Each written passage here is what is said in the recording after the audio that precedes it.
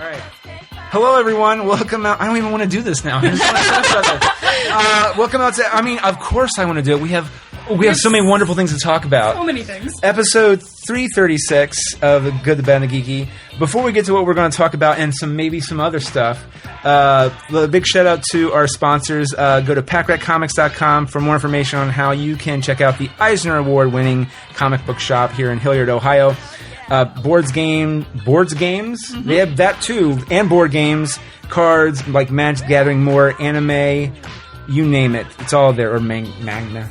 Oh shit, Jesus Christ! Words are so fucking hard. I say cuss words occasionally too. audibletrial.com/goodbadgeeky. Pick out a book that's available. Don't pick out any book. You pick out one book and they don't have it. I'm on a roll, people. This is going to be great. I haven't introduced everybody else yet. That's okay. We'll get to that in a second, too. Check out, as Nathan says, the shit I do, Ultimate Teenage Mutant Ninja Turtles at utmt.com and the magically unauthorized misadventures of Rocky and Bullwinkle at GBG Presents Pod. And we are part of the It's All Been Done Presents Network, or IABDP. And speaking of the IABDP, every now and then there aren't enough hours in the day for readers. IABD Presents has given you a solution. When you're craving a story, dig deep into Stark story Fuck. I was doing so good. So good. Every time I do this is where I fuck up at. Dig deep into Stark story snacks. Some tales are as short as one paragraph and will satisfy your delicious appetite for fiction. Read it all at once or one per week at www.iabdpresents.com. Okay, we have guessing on this show this week because why not? I talk like this. This is a great start. This is a great start. You know what? For the rest of you who listen to this, I am so sorry it doesn't live up to this intro. No, I'm kidding. But I mean, I don't know yet. We haven't done it yet. I should say. So, but going around the table, you know what? I'm gonna flip it around. I'm gonna start on this side. That's right, because I have the feeling you're just gonna be a wet blanket on everything, Nick. And you know what? Spoiler alert. That's the name of the. Who are you? I'm Nick Ray. And what kind of stuff do you do that you would like to plug? It's not a band that I know. It was something else. I play drums for So Long Stargazer. You can check us out at sollongstargazer.com. You caved. You listen to us on Spotify and Apple Music. And you're not being facetious. If you want to search for the deep cuts, you might just find something by Dr. Redunculus hiding out on the internet somewhere. If I can find that link, I will post. If I can find it, I will post in the show notes. That's my challenge to you. All right. Now, what if you win the challenge? Besides your awesome, I'm sorry, Dr. Redunculus is awesome. Rap sick beats, y'all. What else could you get from this challenge? You're throwing down. We need to know. I hadn't thought that far. That challenge. What do you win? Yeah. What do you mean? If you can find it, you win the bragging rights. I don't know. There you go. Congratulations, you found a seriously deep cut, because there are a couple places on the internet potentially still where there SoundCloud, are MySpace. Dr. Redunculus tracks. No, don't ruin it. I'm asking because I genuinely want to know, but I don't want you to say because I want people to actually go on a hunt. I can't say. I don't remember. Yeah, so if I send you shit, you'll be like, I guess that's me? Oh, no, I'll know if it's me. All right, and then in the center of the table, we have a table, but across from me, I should say, which I feel is centered to me. Hi, I'm Kyle. You remember her from the Beauty and the Beast podcast. And then also first time on the show, to my left, we have... I'm Anna. Yay! Yay, me! And what would you two like to plug, possibly? Or you... Well, in a few short days, we'll be opening Theater Roulette at Mad Lab. Theater Roulette is an annual play festival now in its 18th year at Mad Lab. It's a fantastic opportunity to see a lot of theater in a short amount of time. There are 3 separate nights of programs, so you'll get the House Edge night, the Wheel Checks night, and the Inside Bets night. You can go to madlab.net to see when all of those nights are running. On the 27th of May, we'll do Mad Lab Christmas, which is all 3 of those programs in one day, starting at 2 p.m.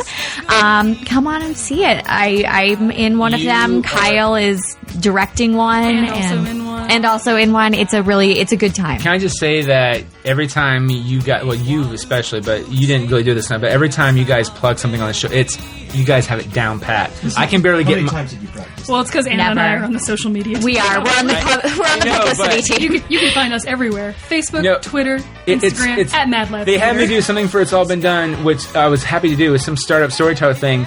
And the one host was like, when's your next show? Second Saturday in May. I didn't know I was supposed to talk about that. I didn't say that part. I just said, that's a good question. I believe it's the second Saturday of May. It starts at this time.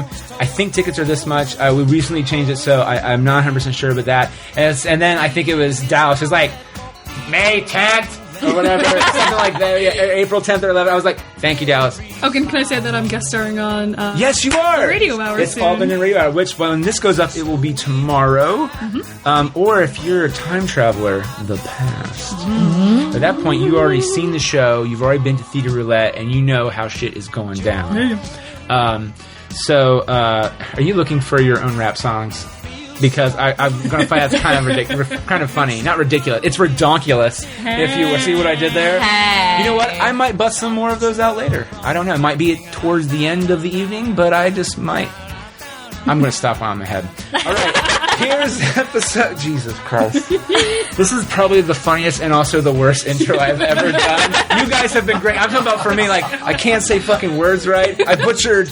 Actually, audibletrial.com/goodbag. See if I fucked it up. There you go. There you go. So it's all, the circle is complete. Here's episode 336 of The Good, the Bad, and the Geeky with Anna, Kyle, Nick, and me on the Guardians of the Galaxy Volume 2.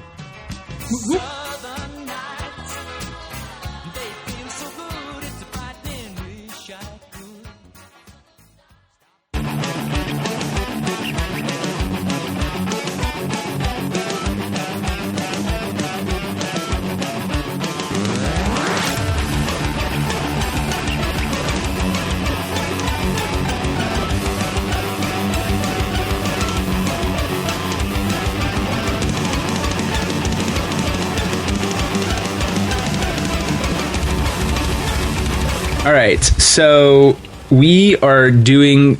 This is awesome. By the way, we are down 2 people, which is okay, but they've sent us our thoughts, and one of the people filling in... We'll go around the table. Obviously, I'm me.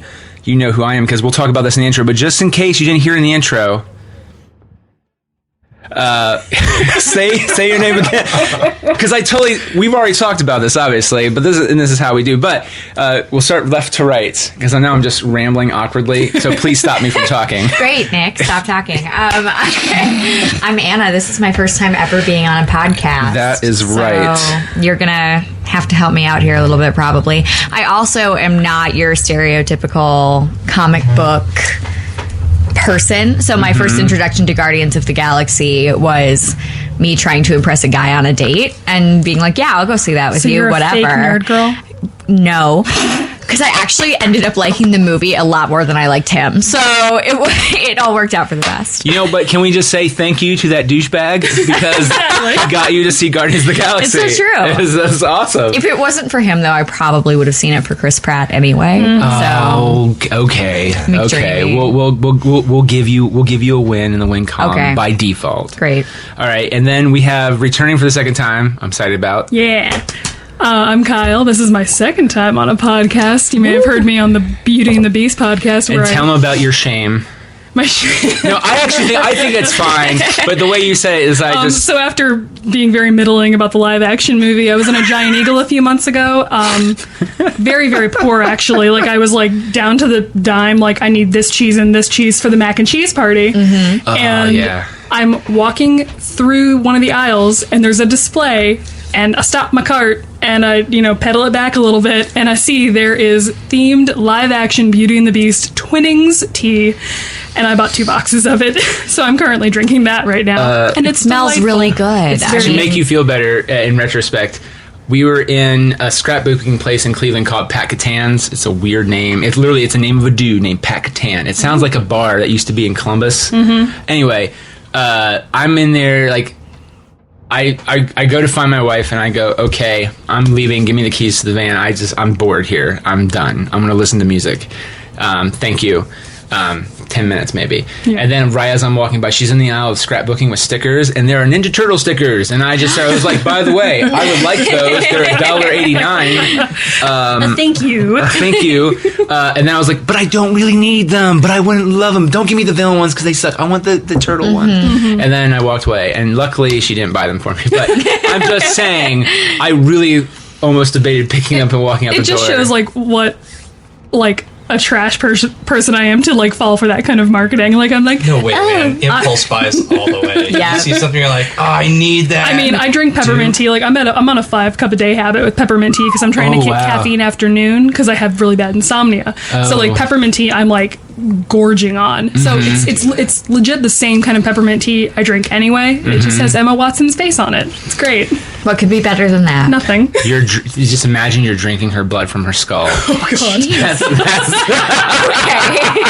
That got dark quick. That went in a Welcome out to the Good, the Bad, and the Geeky. and then finally, which I am super excited about, because I invited I'll preface this, as you already know, So Long Stargazer's drummer, Nick Ray.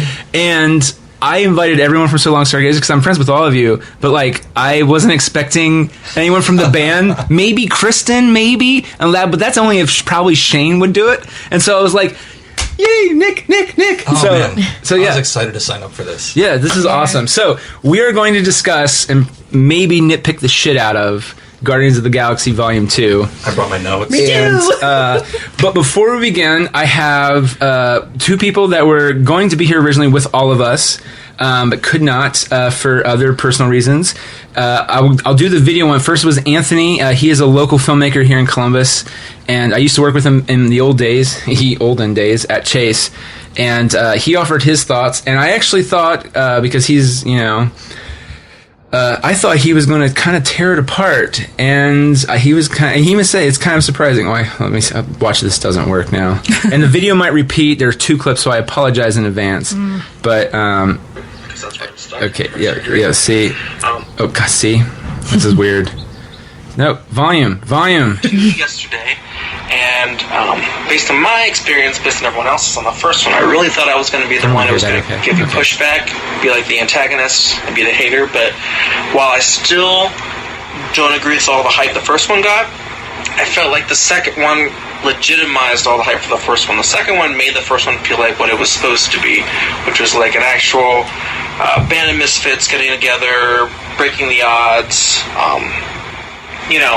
being a over-the-top, wacky sci-fi comic book movie, but then still kind of pointing out the absurdity of it all the whole time. This one actually felt like that well done. The first one, I felt like everyone had one scene to pretend that they were bad, but then they were all good, and then they were best friends, and the main villain took themselves super seriously, and no one really mocked them for it. It was just super over-the-top campy for me. But this one, the first scene, I was worried it was going to start over again, because the first scene felt very paint by numbers. It felt like every character was saying exactly what you'd expect them to, based on someone telling you from the first movie who the characters were. Drax saying something that was obvious, Rocket saying, ha ha, he said nipples, and then, Star-Lord saying, come on guys, let's be a team, all that kind of stuff. It was worrisome. But then immediately they go into this whole other arc where it's obviously about their connections to each other, which is really the only interesting draw, because at least in the first one, the action just felt like nothing's of consequence. Obviously it's PG-13, no one gets shot or anything, and everything just worked out just fine. It was just completely over the top CGI. This one, maybe it's placebo. All right. Well, okay. Yeah. So then that's then this first video, and he literally picks. Placebo effect. Yep. But it felt like picks up right this where it time left off. Gamora actually did some very acrobatically interesting fight moves. I felt like Rocket was clever with all his devices, and even without them, I thought Star-Lord getting his powers that were appropriate for his name and his origins, and then readily giving them up, as to not say oh, it all made sense all along because he had the powers. Obviously the power is that he's a hero no matter what. And Groot mostly being, I don't know, there for last, kind of like Drax. Drax was better this time around. He was he's the berserker type, and it actually felt like he had some weight. But I guess if I had to give a complaint, because he was so popular in the first one, they used him a lot in this one, and on the times it bordered on self-aware, which would be besides the point for Drax. It seemed like he was aware that he was making jokes based on sarcasm, and which is fine. I guess he could be learning. He'd be learning to use that, but the jokes are played as if he doesn't know, and it seemed like the amount and the way he was doing it was that he was aware, which small gripe, but I'm trying to find something. I also like that Ego was the bad guy, and that Star-Lord didn't believe him, and they didn't have to play creepy, foreboding music for you to agree with him. Like, it just seemed like he should be a little cautious, and he was. And the way that Ego was the bad guy was perfect, because it wasn't like he was completely lying the whole time, but true to his name, his biggest interest is propagating himself. And for Star-Lord, which is like, I don't know, I guess his bad side, just a cool way to flip that on its head, I guess, on having him face his desire to be with his dad, his desire to be a big shot, but still kind of come out on top, and not, in a way that seemed unbelievable to me. Like, it felt earned and funny. So, if I think of anything else, I'll add it, but that's pretty much all I got right now. Right? And that was Anthony. So now, if we haven't said it yet, we said in the opening, obviously, which we've recorded already. Yep. Spoilers. Ego is the bad guy. Shocking. What? I know, right? Major spoiler. That's all Kurt Russell's been playing like the last 5 years. I feel like. And that's kind of actually, I was really pissed that he died in Hateful Eight. Like, he was the first one to die. Spoiler alert if you haven't seen it. It really drove me nuts because I was like, I want to see him in a fucking Quentin Tarantino movie. And he's there, but he's only there for like maybe 30 minutes, not even that. And it's like a 2.5, 3 hour movie. And I'm like, come on. He dies cool. Well, I mean, he's in Death Proof too, which is a Tarantino. That is true. Okay, yeah. Okay, sorry. But no, he got all the good guy out of his system as Wyatt Earp and was like, all right, I'm done with that. That's true. I'm sorry. Kurt Russell's hair was beautiful in the first scene of this movie. Yes. Okay. Kurt has some serious Farrah Fawcett hair going on. Kurt Russell, CGI'd backwards to look like young Kurt Russell, looks better than Kurt Russell did in the 80s. Do you know that supposedly they barely touched him because he has this, because Kurt Russell's old school Hollywood, which means it's like, I have a makeup person and he's my guy, and he's had him since like, I think, Escape to New York. Wow. Back in the he was working with them that long. He's very loyal, and so he's like, my guy can maybe save you money, James. And James was like, whatever you want to do. And then so apparently they didn't have to do a lot. Yeah, I read that it was like light touch-ups, CGI. Right? But oh my god, like his hair was fucking beautiful in the beginning. I was watching it. I was like, God, he looks better than Meredith right now. Yeah, he did. He really did. If I was gay, I would totally fuck the shit out of Kurt Russell. Oh hell yeah! And like 1980s.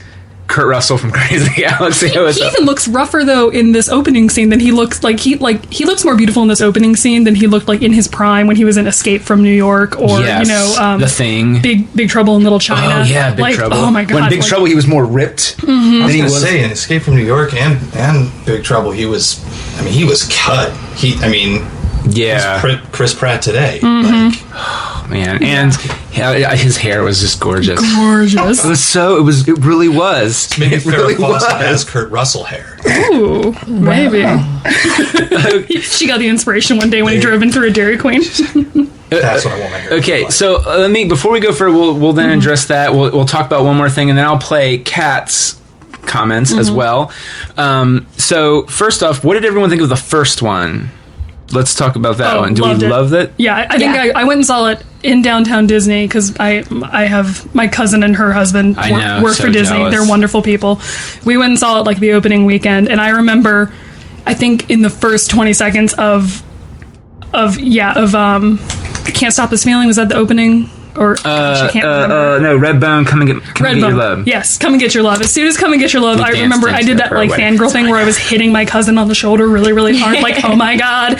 And from the first, title sequence of that movie, I was like, I'm fucking in. Let's go. And I think I saw it maybe 3 more times in theaters after the fact. Now, I saw it twice. I saw the original twice in theaters, and the one was on that date that I mentioned. Yep. And the first time I saw it as somebody who was completely and totally new to this world, it was really difficult to follow at points because there are some characters that I think they I feel like they didn't expect it to be as much of a blockbuster as it was. Like, it seemed like... No, they didn't. Yeah.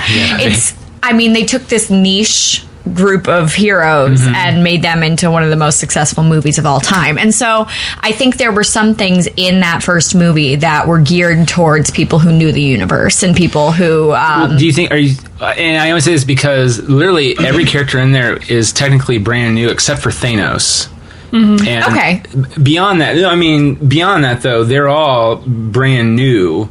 No one knew. Matter of fact, that was the biggest question of who are the guard? Like, literally, the trailer, which they shot for the trailer, and then it was so popular they threw in the movie, which was, who are the freaking Guardians of the Galaxy? What a bunch of a-holes. Yeah. Like, no one knows what they are. That's true. Maybe I was assuming that. No, that's okay. I mean, they definitely don't explain the mythology or the mythos of like, the worlds. Like, I think they let the audience, they assume the audience can follow along, or at least, like, you know, that whole bullshit monkeys don't fucking fly thing. Right, exactly. Like, you're not going to try Yes. You're not going to try to, like, you know, kind of lay it all out for them. Otherwise, it kind of loses some of the magic. In retrospect, did you like that, though, that they did that so you could then try to immerse yourself more Absolutely, in the world? because what happened, which is where I was going to go next, is what happened. No problem.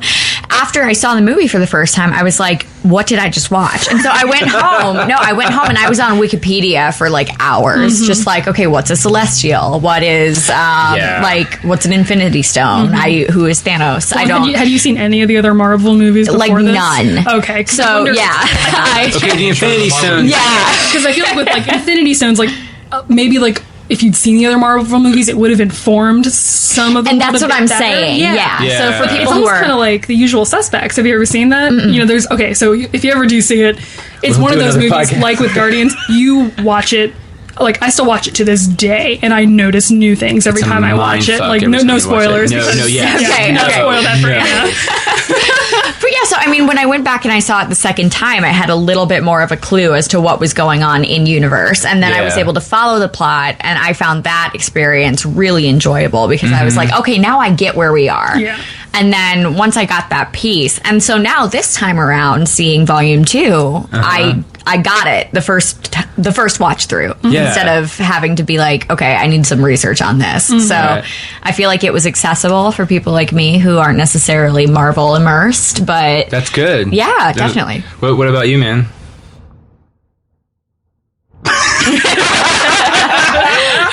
1,000-yard stare. Oh man, I'm sorry. No, it's okay. Well, and you have the harder job too. Is you're holding your microphone because I'm trying short. So hard not to move my hands on this microphone. No, I know you are because being that you're in a band, you know how shit travels in the microphone. No, you're good, man. You do you do whatever. Just don't drop the I'm gonna mic. go ahead and apologize now in case there's a bunch of weird background noise because I'm fiddling with. There you go. There you go. That's me actually fiddling with. That was me doing it. But I loved the first movie. I thought it was fantastic. The same way Colin said, like 30 seconds into not even 10 seconds into that song, like I was on board. Like Chris Pratt as Star-Lord, I was like, yes, this is so good.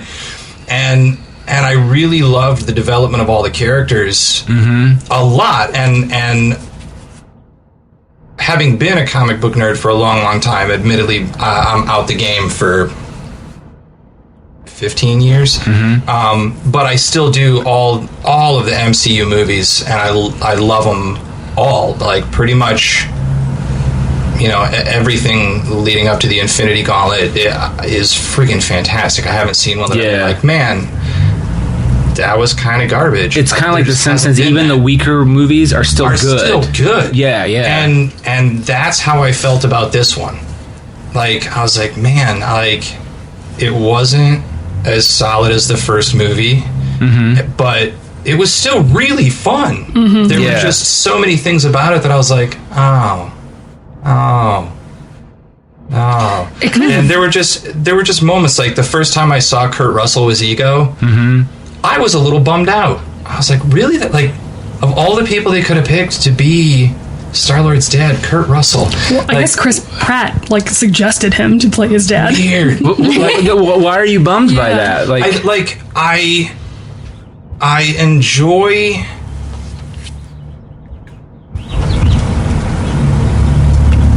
And this is such a cop out because, like, in the roles that aren't the big ones. I like picking somebody that you're not expecting. That is, and maybe the more I talk about it, I'm like, Kurt Russell was all right, but this movie for me had big names that I didn't think belonged in it. Like, okay, there were just, and I was bummed out. And it's on the tip of her tongue, like Sylvester Stallone. Yeah, what the hell? I was like, he called somebody and was like, "Can I be in a superhero movie? Like, I want to be a superhero." And they're like, "Sly, you're Rocky." Like, I actually think it was James Gunn who's like, I want you, because Well, and they're going to bring him back. Yeah, they said they're going to bring him back. They are in the comic book universe. They are the original Guardians of the Galaxy. Yeah. That's why they're And so, like, the original Guardians, I'm like, you got Sly, you got Ving Rhames, you got Michelle Yeoh, and I'm like, they're setting up a new franchise. Well, those are the Michael Rooker. Well, Rooker is too. Rooker was fantastic. I'm trying not to blow that right off the bat. Sorry, we'll just No, it's okay. No. Oh, also, Miley Ray Cyrus is Mainframe. That was the voice of the robot. Yeah, Miley Cyrus. I didn't realize that till the end. But now that I feel is more like can I call, like, because James Gunn doesn't like that type of pop music. From what I follow him on Facebook and Twitter, that's not what his jam is usually. No, I did read a thing though that he didn't pick her because he likes her music. He picked her because he saw her being a judge on The Voice. What? And heard her just talking, and just was like, liked her voice. I like the way that lady talks. She would be a good computer. He probably didn't even know she was fucking Miley Ray Cyrus, so he just came up on the screen. It popped up and he was like, "Oh, I can get a hold of her." Yeah. I feel like Miley Cyrus is actually pleasant to listen to when she isn't trying. Like, if you actually listen to her normal. But I do kind of agree with you that there were certain points in the movie that I was kind of like, okay, you're trying to capture that magic you caught in the first one, and it's not quite getting there. But overall, I thought it was a really just kind of adorable and enjoyable movie. Oh, start to finish, I liked it. Now, I will say I love the first movie, but I also realized you're never going to capture that feeling officially that you got in the first one because it's such a surprise. Of any of them, like, for all of them leading up till now, the first one is always, there's something about, I don't know, for me it's been that way for all of the movies that I've seen. Even Captain America, Winter Soldier. It's kind of a different movie. That's the movie I haven't seen leading up to now is Winter Soldier. Wow, okay. I've seen... Have you seen that yet either? All of them. Like, there we go. America, Usual Suspects, Winter Soldier. War, like, you haven't seen, have you seen Civil War? Yeah. Okay. Like, I've seen... Which is not Winter Soldier. Winter Soldier's the one I haven't seen. See, Winter Soldier completely informs Civil War 100%, I feel like. I mean, oh man, I'm not even gonna say anything with it. All right. Well, I'll have to look into that. Hey, I had a friend who was on screen for about half a second in Winter Soldier, and I still haven't seen it. So what? I'm a bad you're friend. A horrible, you're a horrible friend. But I see. Okay, the first time I saw it, I thought there was stilted dialogue in almost every scene, and it threw me out of the movie. But I then saw, this is what happened with the last one. I saw it with different friends. So I saw it Thursday night, and then Saturday night after graduation, my wife's family went to see it again. And this time, I'm like, as a matter of fact, I was like, I need to. I brought a pad of paper, my phone, and I was that douchebag. Oh, don't be that guy. I hate that guy. I got a guy kicked out of Winter Soldier because of that. It pissed me off. No, I'm not kidding. We were in the very back row, and I was like, "Motherfucker, you're on bright. I can see." And this is the third time I've seen this movie, but it was Jimmy from Jimmy from Good Bad Geek. It was Jimmy and his wife, and I was just like, "No fucking way, are you ruining this shit?" And Jimmy's like, "It's okay. It's only kind of annoying." I was like, "Fuck this. No, you don't go out to movies that often. I'm taking care of this." And I got him kicked out. Side note: I want motherfucker, you want bright on a t-shirt now. I'll buy it. I'll wear it. Like, it's my way of saying you're being extra right now. Oh my god! Chill out a little bit. So I turned it on night mode and I started writing, but then I was like, I'm not hearing it this time. I'm actually like 100%. I don't know what it was. It's a weird thing, and because there were parts where the pacing felt off too. And then I ended up. And I will say it's really hard. First time, so the movie opens after a flashback in the 80s. It cuts to Baby Groot's big dance number, which is awesome. That was a great so adorable. Awesome. I'm sorry. I fucking love ELO. I love Mr. Blue Sky. Me too. Yes. And that popped up. All the pics, for both movies, they did the opening scene with the opening song was solid. Just And really well done. I just always love in a movie or a cartoon or whatever when there is like a huge, ginormous, like world-ending fight going on and they are completely focusing on something else. Let me just say though, second time I saw it, I still don't know I know what's going on, but I don't know what's going on. Matter of fact, the only thing I did catch was, for those who didn't know Sylvester Stallone was in the movie, his name is in the opening credits. But I was watching Groot. I was watching Groot, and so I was like, "Oh shit!" They kind of spoiled that. Oh well. Oh yeah, see, I caught that, and that was my moment. Before he showed up. Because like we talked about before, when I usually go into a movie like this that I'm very excited about, I keep very much in the dark about everything. I do not watch previews. I don't read interviews. Like I try to be. I try to be all pure. week on NPR. They're like, we've got some people with the reviews for Guardians of the Galaxy Volume 2. 1025. No spoilers. Oh, see, you're better than me. I can't do that. I kind of... Well, and this is the perfect example, is because I don't mind... Now, if it's a Sixth Sense movie, that's different. But I remember Star Wars Episode 3 came out, and, like, the way... some douchebag online read his, like, spoiler by beat review... completely is not how I experienced that movie at all. And I'm just like, and so it doesn't, I don't know, like if someone spoiled the big thing at the end, to me, the big thing at the end of this movie, which I think I'll just say it now, Yondu sacrifices himself for Star-Lord. And it's one of the most heartbreaking scenes in the movie. It's the only time I cried. I sobbed. Like when he froze in space, that I started... I didn't cry during the first time I saw it. I teared up when he froze in space. The funeral is when I started sobbing. I verklempt. I got very verklempt. I got verklempt at the funeral too. When Yondu is Hasselfrau, you're like, oh. Right. And then just because they didn't get the 1-2 punch enough, they go for the uppercut, which is they give you the fucking Zune. Cat Stevens, or was it Yusuf Cat Stevens? It was when T for the Tillerman came out. He was still just Cat Stevens, right? But on the soundtrack, it's like Yusuf / Cat Stevens, and then it's like father and son. And I'm just because we'll talk about the soundtrack here in a second too. But I'm just going, and then Baby Groot comes up, and I'm like, oh no, he's listening to it, tears. Oh no, see, and then it's a Ravager funeral, the one thing they said he'd never have. That is where I lost it. God damn it! Yeah, mine was when he looks at and he goes like, he may be your father, but I've always been your daddy. I like fell over in my chair and was like, no. I know. My God. But I also have like any kind of like absentee father, like loving shit like that. I'm always like in tears. I guess I had a pretty cool dad after all. I was like, man, I know. Right? It's heartbreaking. So good. And then and for me. To me, the whole crux, and this is ridiculous, the crux of the first film for me was that, you can have Star-Lord all you want, but to me, the heart and soul of the first movie was Groot was the soul, and the heart, that they didn't come around and say, is Rocket. Yeah. And and bear with me on this, because they don't come around and say this, but all the Guardians are very quick to kind of go along with saving the universe, except for one. Rocket loves nobody but Groot.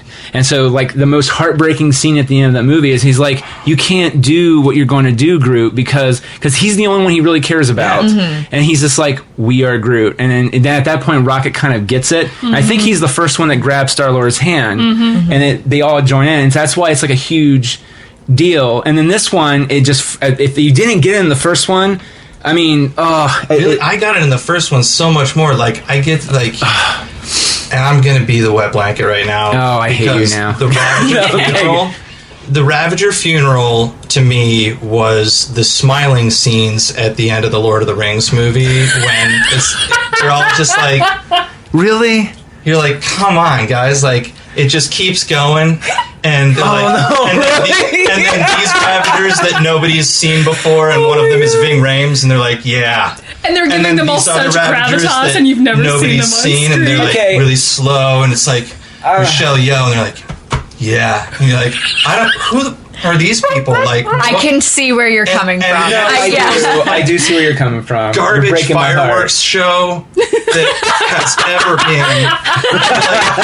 Like, this is like, why was Yondu bombed? Like, Sly's like, you will never get the Ravager funeral. And he's like, you'll never see the colors. Yeah, you'll never see the colors. Like, if that's what it is, like he was making some pretty you colors. Have way better funerals than that. He was making better colors when he burned up in the atmosphere. That was awesome. Like the cremation part, I was like, oh, that must be. And then like when it starts jetting out the bottom, they were like, oh, the Ravager funeral. I was like, oh, do like the other ships come along and help blow his ashes into space? No, it's like 4th of July in Lancaster, Ohio, in space. Here's the thing, though. See, I completely adored that. I loved it too. I thought it was beautiful. I did. And now, granted, if you took that music out, here's the difference. If you took that song out, would I have found it as beautiful? Probably not. Mm-hmm. But of all the things they could have picked to do with that song, it was the weakest choice. Really? Yeah. Honestly, I could have gone with just a replay of like Yondu going through the ship and killing everyone again. Like if they would have just flashed back on that. Can we just talk? Yondu flashbacks, memories that he had. Like just like come a little bit closer again and let me watch that entire scene on a fucking loop. That scene, like when he's selling him out to eat him. They could have done a bunch of memories of him, and instead, I'm sorry, my favorite scene probably in that entire movie is when he killed the lights, and then you just see the arrow. Yes, that was awesome. Yeah, that was. I'm the worst person to do this podcast with you because that was another one that I was like, really? For me, the CGI in this movie was over the top to the point of being detrimental to it. Like, especially because, like, I have done those visual designs, like, and it's like, well, that's like Photoshop 201. Like, just like the little light swirls, the trails, like, and like any kid that's ever played with a sparkler, you're like, well, I mean, it's cool for what it is, and for the things that they've done with it, like, if it had gone out, and like one of the cool things where you see Yondu use his arrow in the first one the first time, and he's like, and it's just like, and like 12 guys done. And this one, it's like, it's a choreographed dance number, and it's taken the family circus route home from school to kill all these people. And you're like, Yondu's arrow would have taken like the shortest possible path to kill all of those guys, and they still could have done the walking down the thing with raining dead bodies, I guess. But why are they all falling over the railings? If they're walking down the gangplank and they get killed, they fall over and die. Some of them will fall, sure, but all of them are over the railing? Maybe he's just that good, Nick. In defense of the family circus, it was a prototype, Finn. Yeah. Oh, well played. So true. Well played. No, I mean, normally I'm like the first one to be like, oh, another slow motion walking scene, but I don't know. Michael Rooker, like, hits me right in the heart. Especially because it was him and Rocket just like, okay, let's be fair. Any little mutant raccoon with a fucking big FG, well, for him, a BFG, is going to be rad to any type of music. Sure. But to go back just a second, I think you mean Trash Panda. That's like, so much worse. Is that good? Is that better? Is that better? So much. Oh my god!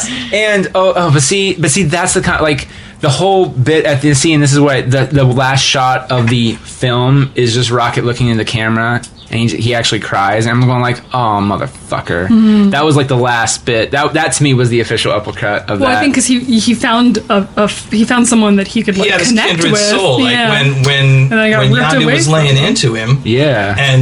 And in the first one, somebody lays into him, and it might have been Yondu the same way. That's a trigger for him for sure. Like, he gets pissed when people are telling him they know him and they're nail on the head, right? Like, oh yeah, and if you think about it, when he's grilling Yondu's telling him, is like, we all know why you do what you do. You're an asshole. Before he even gets to saying that. Yeah. But then if you think about it, Rocket goes into defense mode, is just like, why did you really drop Quill off all those years ago? What's so bad about Ego? Because he cares, but he doesn't care. It's like, why do you want to do this anyway? Because I want to lord it over him forever. Ha ha! Because I'm better than him. And it's like, no, you don't, motherfucker. You like him. Yeah. I'm partial to the little raccoon and the little tree. So Yeah, no, I thought that was a great scene. Twig. I thought that was Twig. really Oh yeah, good. I am Groot. Yeah, he did call you Twig. And we said this earlier, man. Vin Diesel had an easy fucking paycheck in this movie. Yeah, and then I feel on the opposite end. I feel Bradley Cooper actually probably had to do more. Oh yeah, yeah. And then, but you just have Vin Diesel like, I am Groot. A little bit more. I'm Groot. There we go. You're gonna fix that in post, right? I am Groot. And I mean, apparently though he does record his voice parts in all the languages that they can think of that they're going to release it in. Yo soy Groot. Does anyone know French? I can Je suis Groot. Je suis Groot. Je m'appelle Groot. Je suis Groot. No, that's the shit Groot. Don't. That's not what I know in German. Well, the Scheitzer. That's all I know. Oh no, the shit Groot. That's all I know. Sprechen Groot. All right, well, let's play Cats real quick before we get so that way we can get Kat's thought, because she has some thoughts as well. Cat has thoughts. What? Cat never has opinions. No.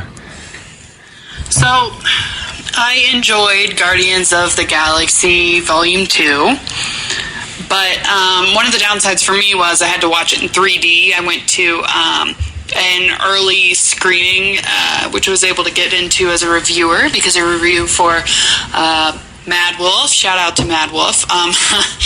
But I didn't get to choose what kind of movie I was seeing, so they did it in 3D, which I always think is a waste of everyone's time, energy, and migraine. I'm sure they said the same thing about color TV a long time ago. Like, there's no need for all these bells and whistles. Film is just fine the way it is. You're messing with its integrity. But I legitimately had a headache for 2 days, and always do when I watch a film in 3D. And I feel like a lot of times it ruins, like, the cinematic landscape as a whole. Like, you're never looking at the whole picture. You're focusing on one specific point. And I think that really that kills movies sometimes. And this is coming from someone who, no shame whatsoever, one of my all-time favorite movies is Avatar. What? Not The Last Airbender, because I'm not Very a sad fucking right monster, but I know. Well, you know, Yeah, we're going to talk later. this is like, stop it now. No, I did see it in 3D, which definitely negated some of the quips and fun action scenes, because also in 3D, when there's an action scene, you have no idea what's happening. I found that in movies in general, to be honest, that like anymore action scenes are filmed and cut so quickly that you don't know what's happening. And if you can't follow the choreography, which by the way, they paid someone to do and trained the actors for months to do this fight choreography, if you can't even tell what the sequence of events are, what's the point in having it? Like, I'm so sick of being just duct taped to the top of a runaway van on fire and being like, enjoy the ride, and you're just screaming through the whole hour and a half adventure and have no idea what's happening. That was not necessarily true of Guardians of the Galaxy. Now I'm on a movie pet peeve roll, and I will never stop. So I thought the movie was good. I thought it was funny, and I thought they did a really good job of having a through line. It didn't feel like Captain America 3, which we all know was a trash film, because despite all of the you killed my mom drama and the bromance and the painful looks coming from Chris Evans, who was carved out of marble by God himself, all of the ensemble scenes were just a fucking trash fire, because there were like 30 characters and no character development or really interaction. It's just everybody gets one funny line at some point in the movie, and then we will move on. So I'm very afraid for Infinity Wars. But Yeah, we're in a fight now. Guardians of the Galaxy didn't have that feeling. They did a really good job of having a big bad who was a threat at the beginning and the end to carry you through the next movie. It felt like there were enough factions that it was a full populated world with a bunch of different peoples, but it never felt like we don't have time to explain these people to you, or there's 30 people involved, but the whole thing will be resolved by the end of the film. So I thought that bit of writing was really good. And just the scale of kind of the betrayal that happens in the movie discovering more about his backstory and parentage and I don't know, kind of what monsters gods can be because they're not human. I thought that was really good. What I didn't think was good, I've seen the movie get a lot of praise for being like, it's such a heartfelt story. How could they do this superhero movie with so much heart? If every fucking top-billed character gets 5 minutes to explain why they had a sad childhood, it is not a film with heart. It's like a really bad rough draft of Looper. Like, everyone doesn't need a sad backstory. Sometimes bad people can just be bad. Sometimes good people can just be good. Like, I don't have room in my movie watching experience to feel bad for everyone who has a speaking role. It was just a little too much for me.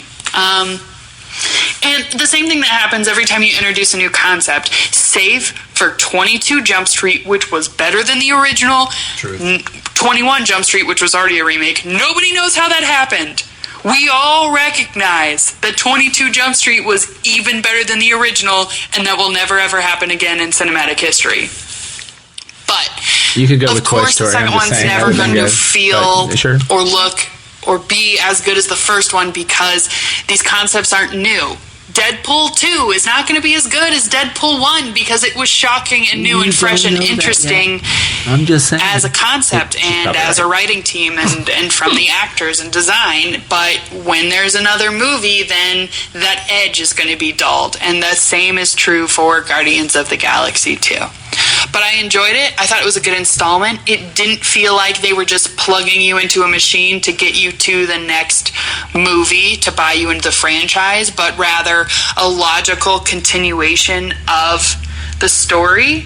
A lot of female characters. Wish they could have done some better, cooler shit than they necessarily did. But I was glad that they introduced another female character. One day we won't have to say that, but that day is not today. So, overall positive, not as good as the first, probably couldn't have been as good as the first, but 100% funny and heartfelt and quirky and very, very Guardians of the Galaxy. So, thumbs up for me. I'd probably give it a 3.5 out of 5. All right. Okay, so there are a lot of things there that we could just stern off of. I mean, first off, Civil War was good, It was in my opinion. But fantastic. Can we go into Nebula? Yes. What was everyone's thoughts on Nebula this one around? Okay, first time I saw the movie, first time I saw it, I thought she just was grunting everything, and it bothered me. And then the second time, it didn't bother me. I don't know why, because, again, I was trying to even be more critical of it, and I actually was more like, I really am connecting now more with her and Gamora's little thing. But I agree with Kat in that, in terms of what they've done in this movie, it's really a continuation of what we saw in the first movie. So if you're counting that one, if you're watching both of them back to back as like one giant 5.5 hour movie, they had a very well complete arc. But if you just look at it as this, it's they have one big fight and that's it. And that's the only real scene they really do have. I like Karen Gillan as Nebula, though. I just don't think did a good job. I just don't think she had a lot to do in the first one, where you didn't get to see her talk. She was very much more like kind of robotic in the first one, I thought. Yeah, and she was cut out, too. I know that. Yeah, and I feel like she had a little bit more room to stretch her legs in this one. Right. And I just thought the fact that these two girls beat the shit out of each other, to me, I thought that was... because that's how they were raised, and Gamora tries to talk it out. It doesn't really work well, so then she's like, fuck this, big motherfucking gun, and tries to... That was awesome. Which was awesome, yeah. And then, right before they have their little moment of zen, she's like, it's almost like, I'm glad I saved you, and then she's like, no, I'm going to kill you anyway. Mm-hmm. Well, I don't know. It felt very much like the, storybook archetype of sibling rivalry. That is true. That is very true. It did. Textbook, you grow up and your siblings are your friends, and then at a certain age, you're like, I don't know who you are or which parents raised you, but you know, you're completely different than I am, and you're fighting, you're at each other's throats, you know, like, and it's not true for all siblings, but the general sibling rivalry archetype, like, you're at each other's throats, and then it all kind of ties back in, and you're like, but you learn to love each other at the end, and, you know, your siblings are the ones you're going to have around for the rest of your life, and you really do love each other. Even though, you know, you might not always see eye to eye and try and kill each other with giant guns. Next week on Roseanne. And even though your dad might steal one of your eyes. Yeah. Oh my! But see, and I thought that was like that. A little bit of information completely encapsulated Nebula to me. So again, I liked it, but I know there's something else that could have been done better with her. Rehashing from the first one, the part about Thanos taking her eye, like that was all, I thought, pretty clear in the first one. Well, I think it was more graphic to me because the first, I think the first one he just said he took me piece by piece and replaced me. This one is like, you know, he took out my eye and then ripped my brain from my skull, and you're going like, oh, that's not just like he replaced me. I'm like, oh, obviously the arm and the legs, but not me piece by piece. Yeah, taking pieces of you out of you. Yeah. So, but what did you guys think? Well, I'm intrigued. Yeah, especially since you guys are women. So what? What? Oh God, you made me feel very scared for a second. This is news to us. No. I actually liked Nebula a lot more in this one. I thought she was much less of a two-dimensional character. Yes. She kind of got a little more three-dimensional in this one. Yeah. I enjoy that they, gave her a little bit more to do. I also feel like Karen maybe got a little more comfortable in her American accent, but that's just my opinion. But I always feel like she's doing raspy when she does it. Well, that's the easiest way to do an accent at first. Yeah. Go with an affectation. So if I just do this, it always sounds better. Sorry. No. Actually sounded pretty good. Yeah. Oh, thank you. No, I agree with Kyle. I think she was very flat for me in the first movie. And to me, still a little bit of that in this one, but much, much less so. And like you were saying about the difference between he replaced me piece by piece and he pulled my brains out through my skull. I mean, it's a depth that I'm glad we got. And because I think I was just like, okay, they hate each other, whatever, in the first one. But this one, I mean, you really got down to the core of, like, why there is this tension and this hatred. And, I mean, just that graphic description of it really shows how much it actually hurt Nebula, which, I mean, I just saw her as a baddie for a while. They never come around and say it, but, yeah, they're going to get money for her. But Gamora is technically saving her for a lesser penalty, which in itself is her own weird, twisted sense of, I don't know. But what about Gamora? Because I kind of feel Gamora. Oh no, Gamora. Did they really pass the Bechdel? Is it Bechdel or Blendel?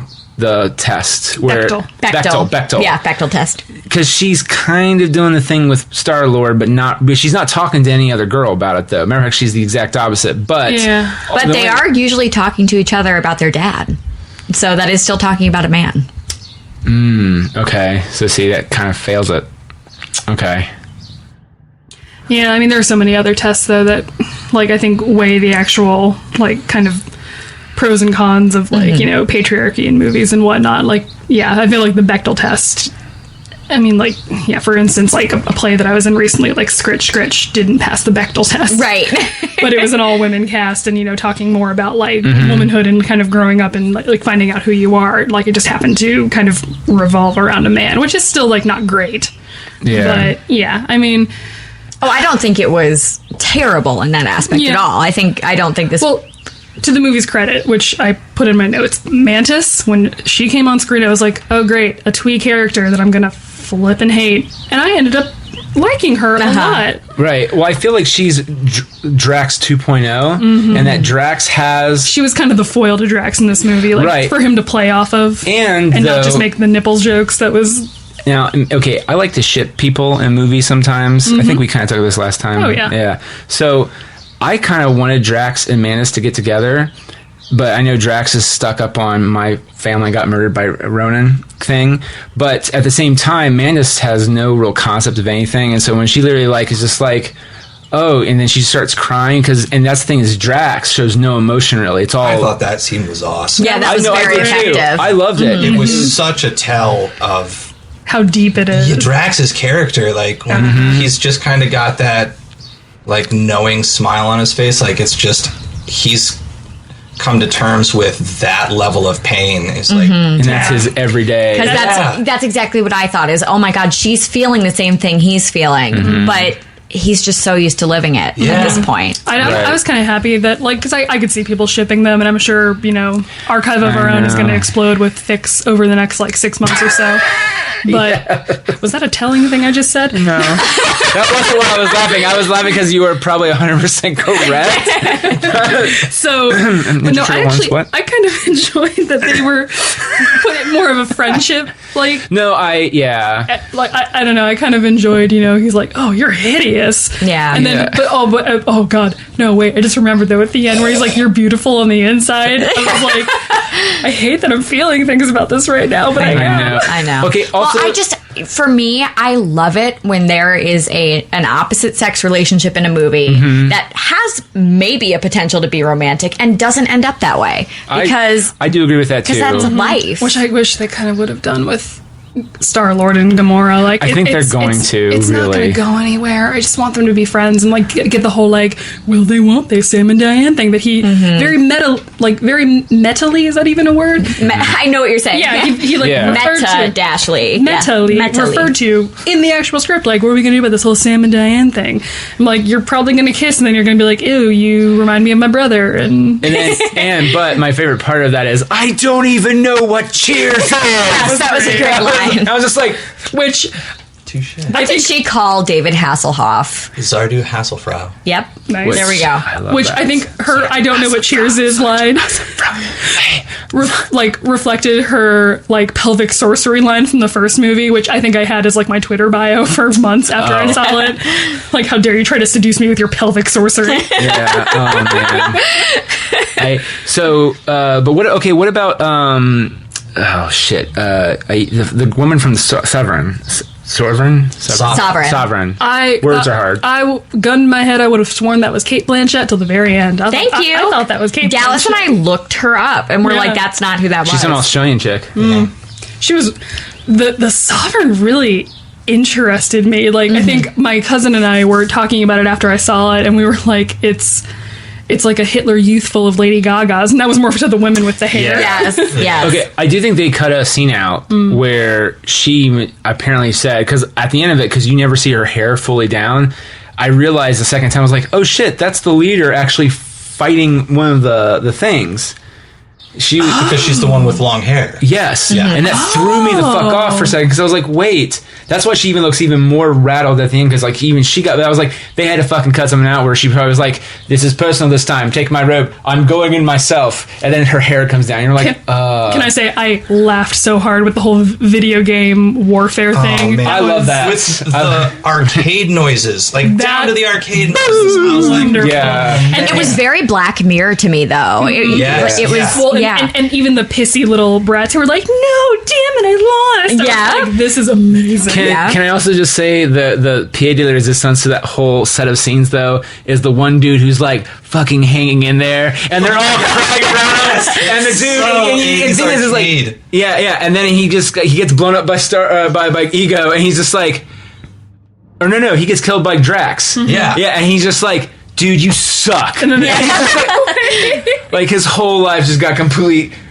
taken out from under on that. Is so. Oh man, the Sovereign and not being completely familiar with what canon is regarding the Sovereign, for what they claimed to be, like they've all got the gold skin and the gold hair and whatever, but they were genetically bred to be exact. I was expecting way more, and I looked for it like immediately and was a little bit let down, but I was sort of looking for like the Wrinkle in Time kind of thing, where the same girl and the same boy come out of the front doors of the house, and the girls are jumping rope and the boys are bouncing the ball. Like, I was expecting all the girls to be the same girl and all the boys to be the same boy. Interesting. Because they've like just got it down to a science. This is the genetic perfection, and now we've got all of these same things, and I think that would have been a fantastic use of CGI. So you wanted them to go like the Depp Roy alley, like with Charlie and the Chocolate Factory, that where they a little bit, Yeah. And I think they could have done it, and clearly Village of the they Damned blew with the little a kids. massive CGI budget that I think could have been fantastic there. But when you've got a Ravager funeral to spend for, You know what? just buy out. Whatever. Twist the fucking knife. Without that funeral scene, we never had the little raccoon cry at the end. So you know what? Touche. Touche. Question from Dallas that I was supposed to mention. Yes. If raccoons cry in real life, does the tear run all the way down their face, or does it stop in their fur? Well, but here's the thing. I don't think raccoons do cry in real life. I know, but we're just suspending that. I know. It runs all the way down their face. He's a triangle Raccoons face. are oily, man. Triangle Are face. they? Okay. I'm saying. Okay. That is true. It's how That they. is a triangle It's how they face. keep and warm and not like completely It's- wet. Of That's- everything in that movie, that is Killing what me. Dallas chose to focus on. That is where Of course his he doesn't fucking his would. suspension of disbelief broke right there. Is he's like, tear wouldn't it actually run down? Yes. But can I just say though, what you said, where he's like called him triangle face, and then there's just that one quiet moment of him just going, where he's just he like, felt he himself, pets and, his and his face. ears go down, and you're like, He's like checking he's checking, and he's like, oh no. It is a triangle. It's so sad. But then, which leads to one of the better lines later the next day. He's like, he's totally a trash panda. That's better, right? Is that better? Oh, yeah. So much worse. It's so much worse. Well, but I also think it's hilarious that he was so hurt by Triangle Face, and then he just goes and destroys Taser Face. Oh, Jesus Christ. That was a solid rant. Oh, and also the animation for when he snarls to do the weird voice. Like, do you wake up every so day good. doing this like I'm Taserface? And you can see his little weird raccoon snarl. Yes. So fucking. I was like, good job, animators. You deserve that That one. was really good. Well, I know they shot video. They showed a video of it, and I don't think none of it's in the movie necessarily. But it's Bradley Cooper. He actually has the thing on his face, motion cap on just his face Oh. in the ADR room. And I'm like, I would just love to see that scene to see if they got anything from him for that. But I just sorry. Can I rant on Ego's Homeworld for a minute? Sure. Please do. Because, okay, the porcelain statues freaked me the fuck out. Yes. And what was with the weird egg diorama museum? That Yes. Okay. Okay, What? now someone- okay. Listen, if you are a god and can create whatever you want, why would you make it look like that? That's just my Why question. is It was- Someone told me that is what the Creationist Museum looks like. The weird little egg things. that would be incredible. I don't remember that. I've been there. But that's I what also someone told it's me. fine if that's what the Creationist Museum looks like. But So I think it was borrow kind of from a the jab. Creationist Museum.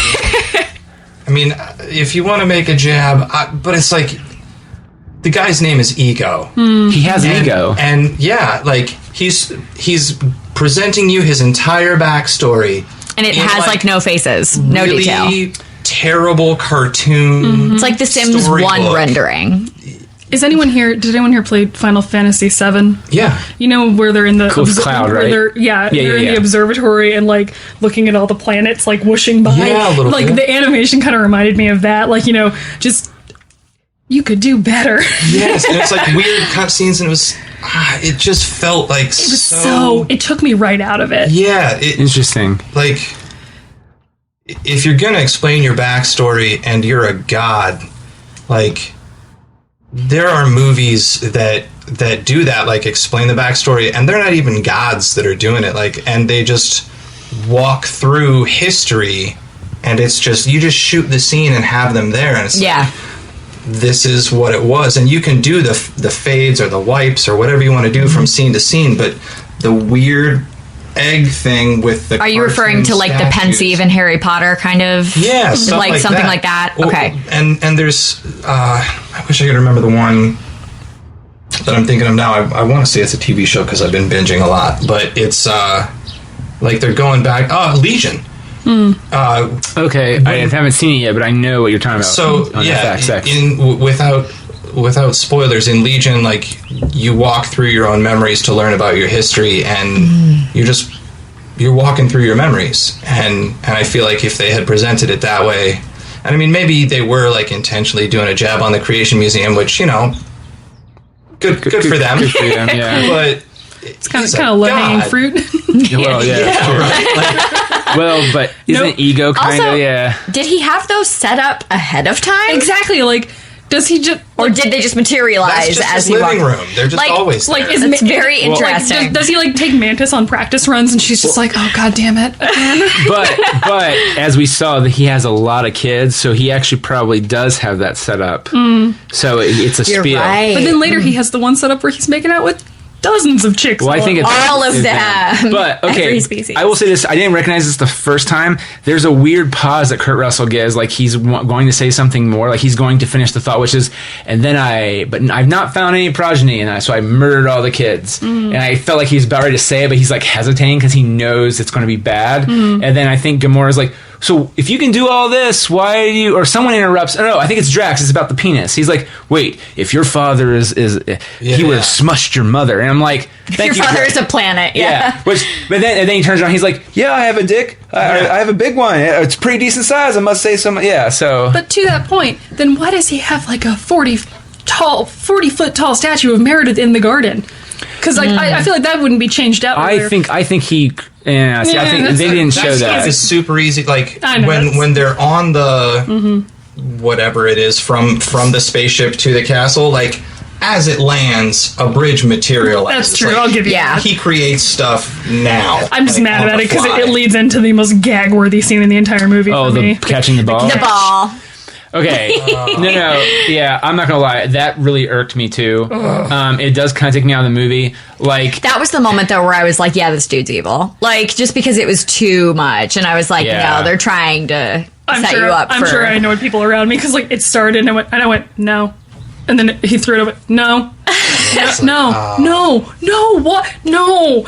Well, now here's the thing, though. I think both audiences I saw it with, I took it more as it's supposed to be bad cheesy, and so like everybody laughed, and so I think that was the intention.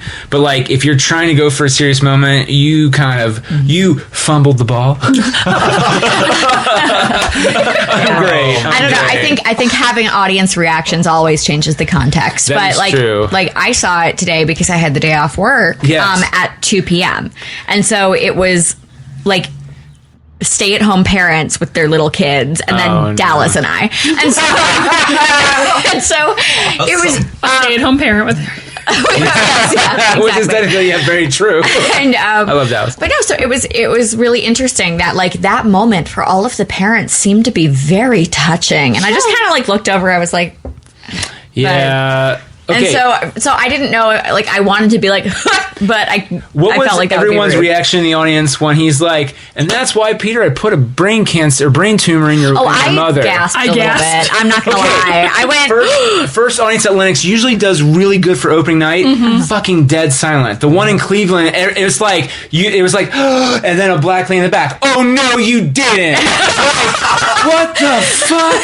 Such a different reaction, and it made it even more I like. kind of like had a feeling, an inkling in the back of my Right. head, but I was like, I didn't. see but I was that. kind of either. like, but it seemed like he did love her, but Yeah. also like obviously he was, he's like, his name is Ego. His like propagation is going to come first over like because someone of that his he's like, oh shit, I might fall in love with you, Cancer. Yeah. So, Jeez. oh, but And yeah, I can't go back as long as you're there. I just like. I was the girl in the theater. With you though, like Well, I mean, he said that if he would go back a fourth time, he knew he wouldn't leave And I because he think visited that- her 3 times before. I think he is kind of telling the truth. Like, and again, the whole crux of the film comes down to a song, which is Brandy.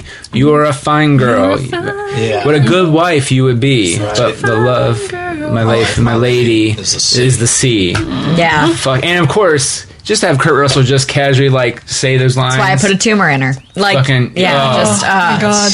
And then that shot of his eyes. That too. was what I was gonna say next. Is I actually really liked that The shot. zoom in on Chris Pratt when he hears it. Yeah, Yes. and it's not even a second. I really like, because usually in movies like that, I feel like sometimes the characters go, "Wait, what?" And then no, it's like zoomed in. It's like it's like they try to talk about it more, and then it becomes the fight. And this one was just like, "What?" Well, you watch his eyes go from eternity mode to Yes. like, okay, now I'm human again. What are we Right. saying? Well, and also, like, bad job, Ego, like, letting that little piece of information slip, because, like, you had him in your palm of your hand, and then you're like, oh, and by the way, killed your mom. Like, what? How do you think he'd but- react? I mean, Listen, when you're a planet. He still had him in the palm of his hand because he's a god. Like, Yeah. he pissed him off, got blown all to hell, and was like, how did you think this was going to end? Like, Yeah. I think you're mistaken about And I what's think going for on a second that Ego's own ego thought that I've clearly explained to you how this is going to like, work. he'll be because cool with this. It you're doesn't cool matter. with this because you now understand your lineage as my progeny. I think at the end of the day, we just need to take away the lesson that you should never sleep with a god. What did we learn from Greek mythology? That's very true. So Natalie Still Portman do it. did a good job of dumping Thor. Which that might have been forced upon her character. Just saying, studio politics and all that. Well, if your lead actress goes, "I don't like doing these movies," and then the studio's like, "You don't have to do them anymore." Well, what do you think happened to Han Solo? In an effort to not bore you to death with a rant about Star Wars, we're cutting this out unless you have the GBG app, and then you can hear the whole rant unedited about Star Wars. That being said, we'll return to the show in just a second.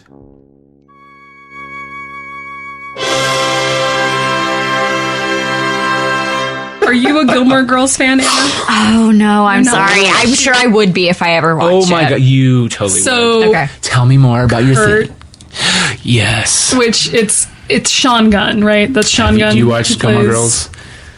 Is that the one with Pacey? No. Well played, touche. No, it's Peter from Heroes. Yeah, no.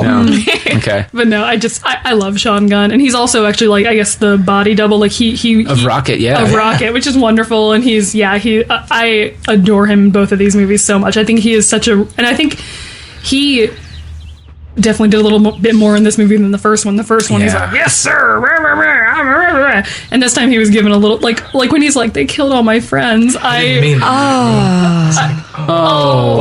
Buddy, I know, and that's the set. Oh yeah. Oh, it's like I'm teaching stuff.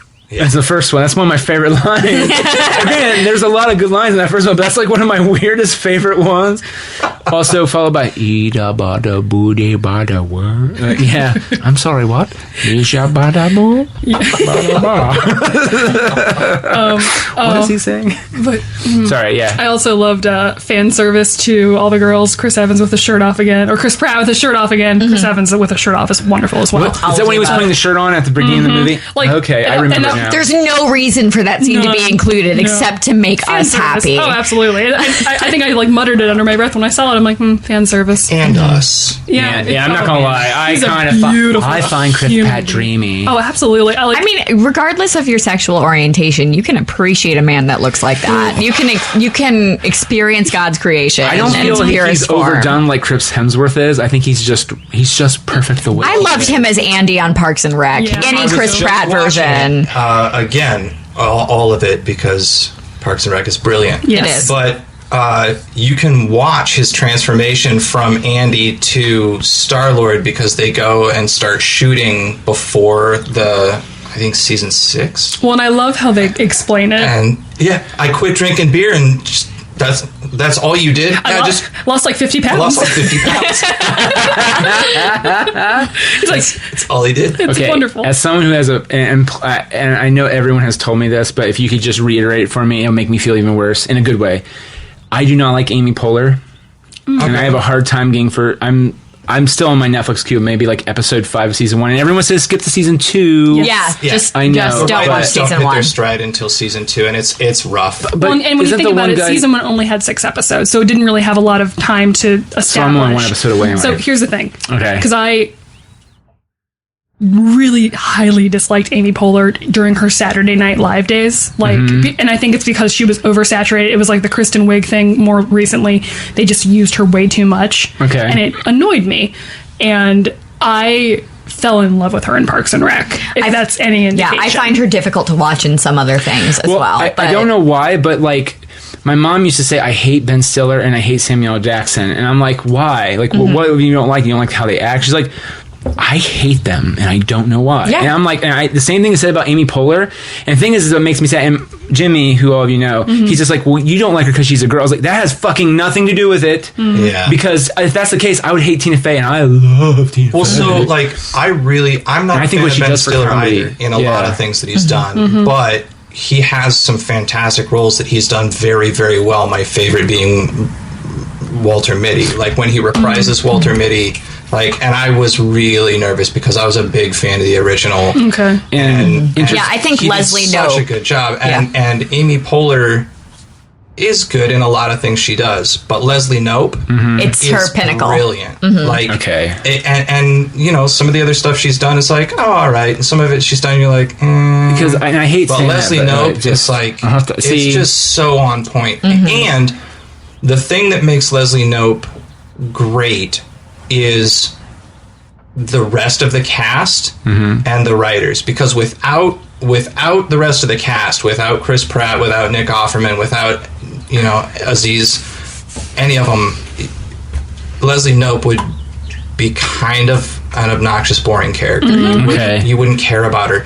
And the fact, like, the way that she interacts with everybody else once the writing kicks in, is awesome. It's so good. It's so good. Because I guess that's one of the things, and I'll have to get over it. Get to season 2. All right. Well, here's the thing that bothers me too, because I know when I would watch little clips here and there, and I don't see that actor in the show anymore. And I guess that's the reason why I wanted to finish season 1, is that the guy that she's crushing over, Chris Brandanowitz. Man, once he finally got out of the show, I didn't like him. Would he leave in the middle of season 2, or is it at the beginning of season 2? I think he's in a little bit of the first part of season 2, but like, then I feel a little bit better then, because I just didn't want to miss that. I guess because the episodes or 2 that I would watch with friends, like it would be in the middle of the end of season 2, when everyone was like, "Oh my god, Parks and Rec is actually really good. You need to jump on Batman." I would watch, and I'm like, I don't like Amy Poehler, and also, what happened to the one dude who she was lusting over in the first season? It turns out you didn't need him, and he was a detriment to the character. Oh, I agree. Well, from the way everyone said it, but I just want to make sure character-wise, like, that's kind of important. It's explained, I think, very well. Yeah, I started watching Parks and Rec as reruns on like Esquire when they had marathons, and so I jumped in right in the middle, had no idea what was happening. And then fell in love with the show. Tried to go back, watch season 1. I was like, I don't like this anymore. So I just skipped to season 2. Okay, well, yeah, season 1 is something that like you watch once you're like heartily in love with the show. Because even I still kind of have like, there are moments of season 1 that I enjoy, but even I kind of have a tough time watching some episodes. Like, oh, that was funny. It's like it's when they were still like, oh, it's The Office, but government. Yes. They hit their own stride. The only thing I like in season 1 so far is actually Andy living in the pit, trying to hit on Karen from The Office, Rashida Jones, and of course Ron, and that's it. Yeah, you'll get a lot more of that. That's all you're gonna like in season 1, and that those parts are really well done, and those arcs carry through to the last episode. Okay, good. The parts that you like are the parts that they keep because they're good. Okay. Just wait until you're introduced to Lil Sebastian and you'll never go back. Well, and I kind of just feel the same way with like I know Sebastian. Brooklyn Nine-Nine more recently. I feel the same way. Like when that first started, I lived with 2 boys in Grandview at the time, and we would always we'd always do marathons, right? And like when we first watched Brooklyn Nine-Nine, I remember I was the obnoxious asshole sitting there, and like when a joke would happen, I'd go ha ha ha ha ha ha ha ha ha ha. Now I'm fucking obsessed with the show. It's fantastic. It's amazing. And like I think a lot of writing teams take a minute to hit their stride. Yeah, I always try to Guardians of the Galaxy, the podcast. I always try to like give a show, but a full season. Before you know what though? It's just judgment. like the Guardians themselves. If you think about it, they finally congeal by the second one, though they didn't have to steal the batteries. Excellent segue, Nick. You're welcome. I try. And the like a sitcom writing team. Really, they are. It could have been about that. You know, yeah. By the way, can I just throw out there, if you enjoyed Guardian so far, this is a deep cut for you guys. It includes Mr. Gunn's brother, Sean. It also stars the talents of Rob Lowe and Thomas Hayden Church. It's a movie called The Specials. And it is... Gunn wrote it, and it's making fun of superhero movies of all things. It came back in like 98, 90. Oh, and Jamie Kennedy in a role that I do not want to fucking murder him in. Because he is actually an okay comedian. but I know, Mine's Jason Schwartzman. What? You know, we talked about this. No, I know, but I'm sorry. You have to remind me again. No, it's fine. We talked about this after we stopped recording Beauty and the Beast. Something about him. I feel like he is a greasy person who would be in all bad places. Yes. Everything I watch him in, I am made deeply uncomfortable by him, and I think he's a great actor.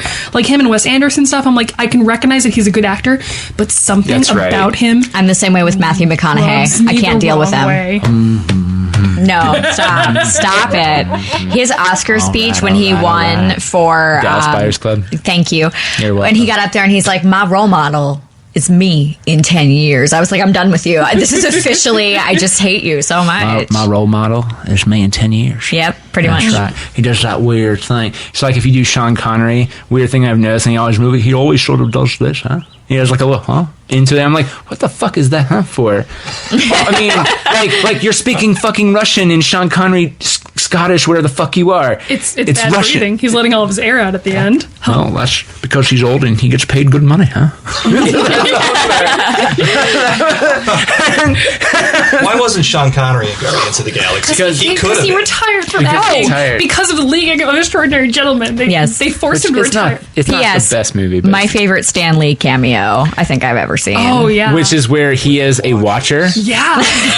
And amazing. Which kind of like ties in everyone's theory about him being the same person in all the Marvel cameos. And I think they gave him a way out too, which is because he's canceled a lot of appearances this last year. Mm-hmm. I'm wondering because he's like in years. He's like in his 90s. Right. Yeah. So I think they gave him a way out where he's like, fellas, you gonna leave me here? Yeah. I need to ride home. So I was like, if that's the cameo you go out on in the official Marvel Cinematic Universe, that's the fucking one to go out on. Mm-hmm. But it won't be his last. No, it won't. Because Spider-Man. Well, Spider-Man, like Thor. When they shot that one, they shot like 3 other ones with it. Oh, tell me more. I'm excited. No, I love that shit. No, yeah. So they were a bunch of shootings started taking place in Atlanta when they were doing Guardians of the Galaxy. When they got Stan Lee in, they had already started shooting on. They kind of plug Stan Lee's cameos in later, so they can shoot him like, hey, we're going to have him do this thing. So they already had him down there and had some of the sets already built.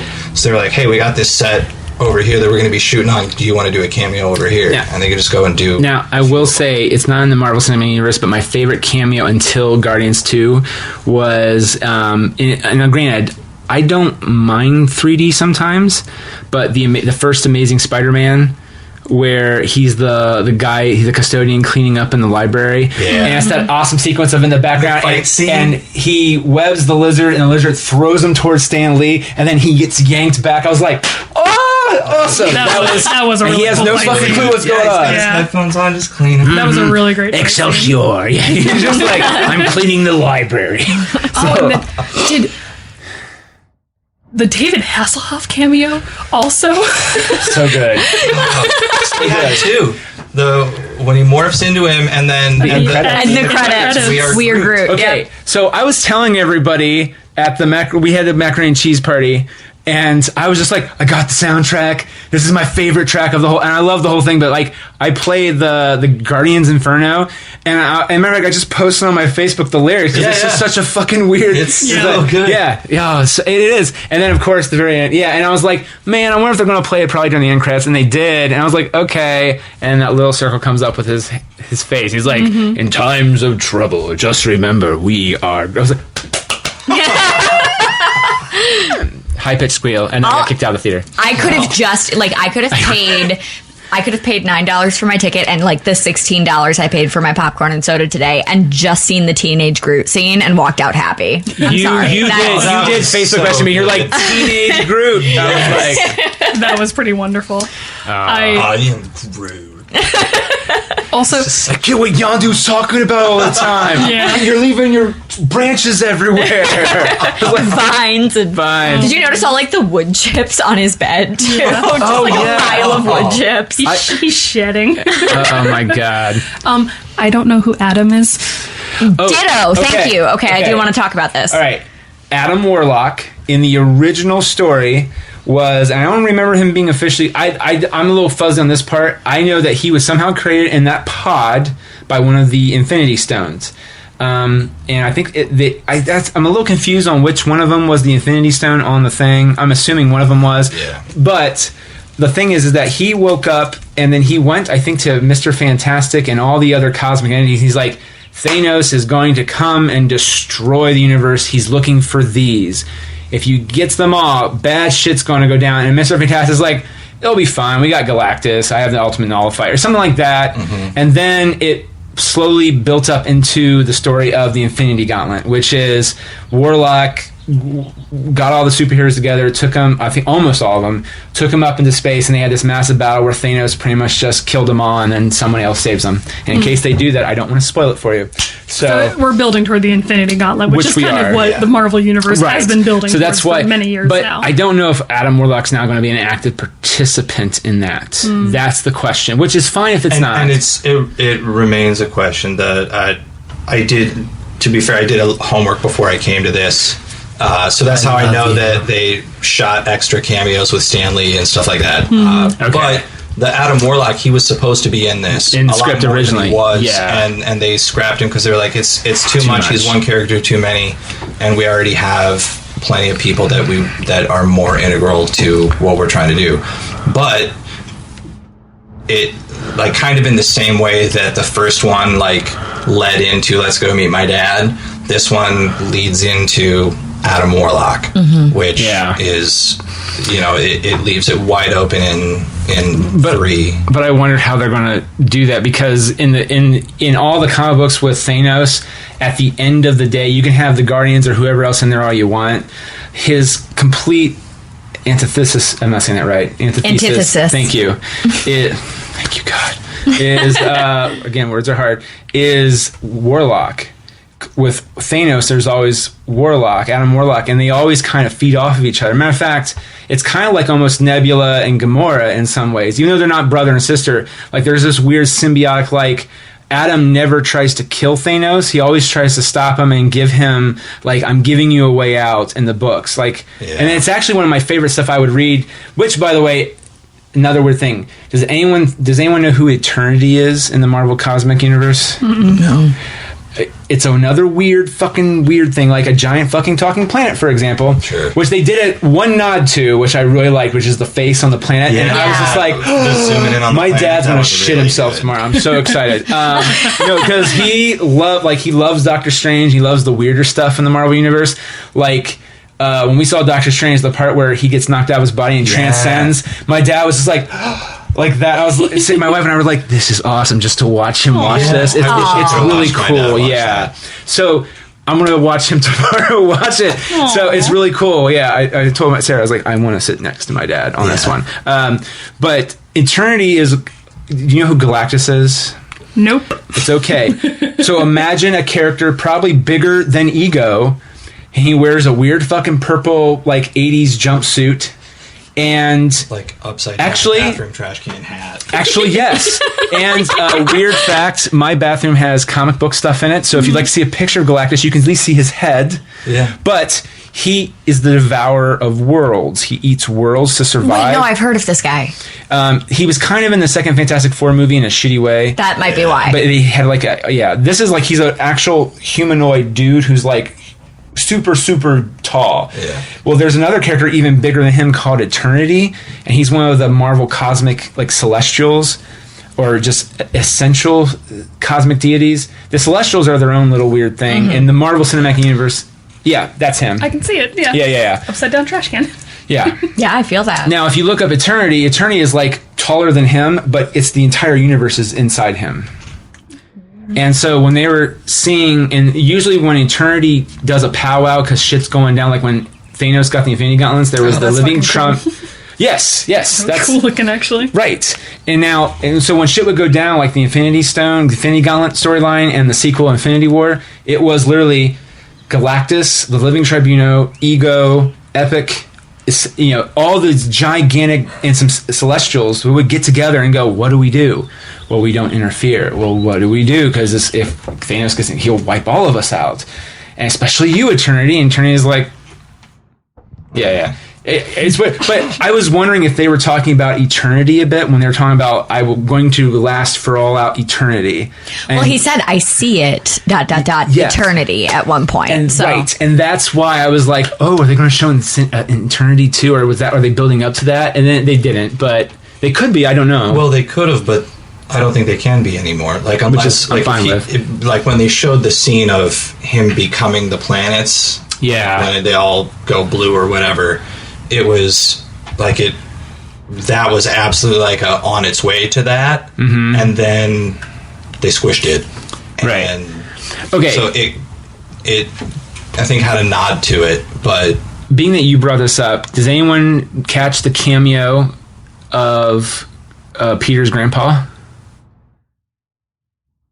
I didn't see it till the second time. The car that the blue stuff hits and knocks on its side, that is Greg Henry. Really? That's his that's why he's dancing at the end of the credits. And I was like, where the fuck was Greg Henry at? And then last time I saw it, I was like, oh shit, that's Greg Henry in the car. Oh. But what did everyone think of the kind of Star Wars-esque Return of the Jedi, like, let's show all the places getting blown up and then people going, oh, whoo, it's okay thing when Peter stopped it?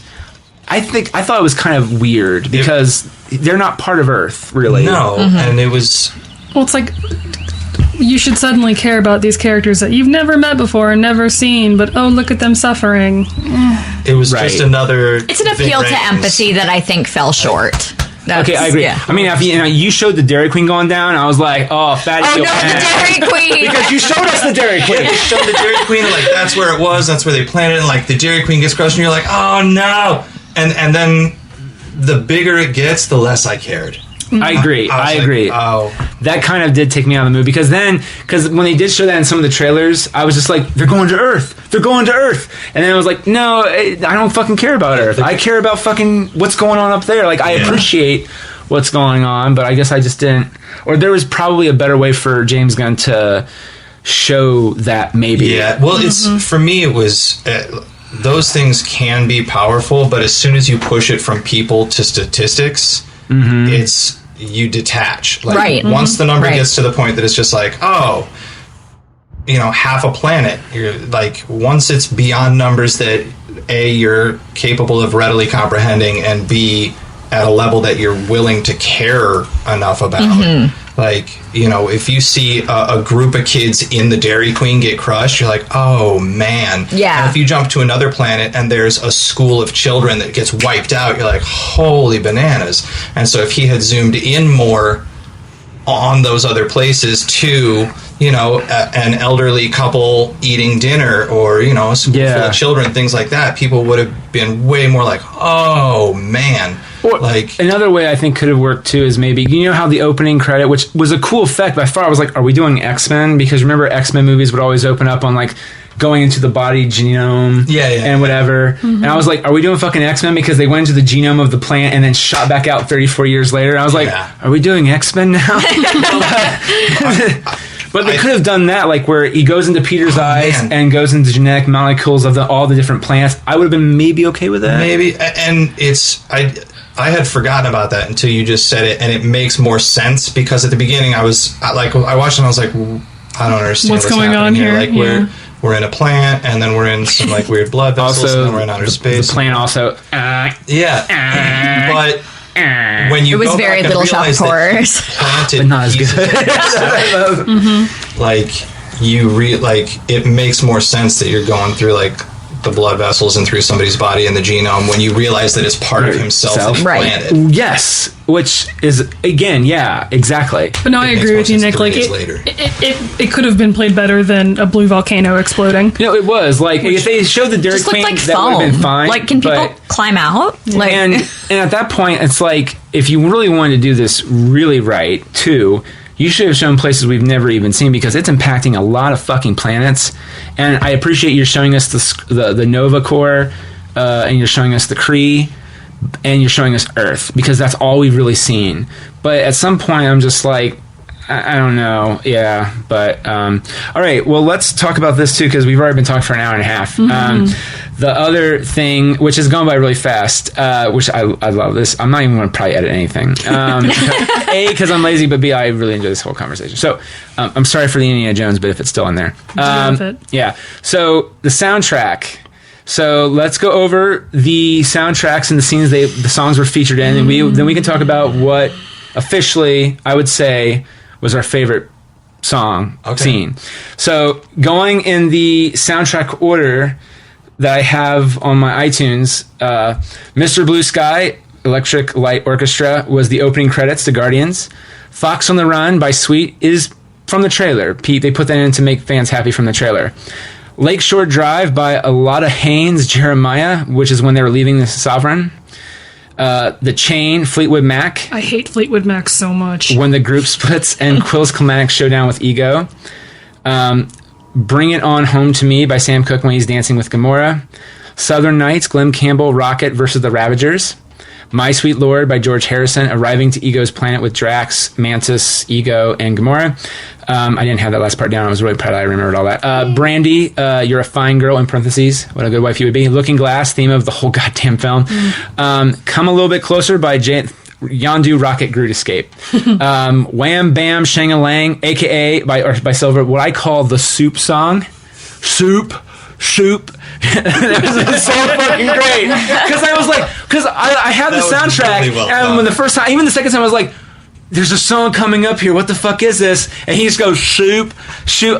That's not the name of the song. And then it cuts back in. Yeah. Awesome. And then these Surrender end credits by Winter Edgar Group.